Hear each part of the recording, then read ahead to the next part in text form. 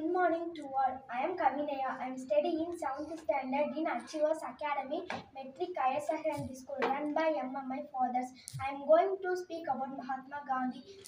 Mahatma Gandhi is known as the father of nations in India for his role in the country independence and social reforms and for his self-sacrifice and determination.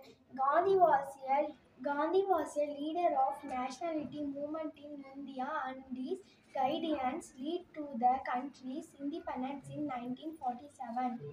Gandhi values such as selfless service and non-violence.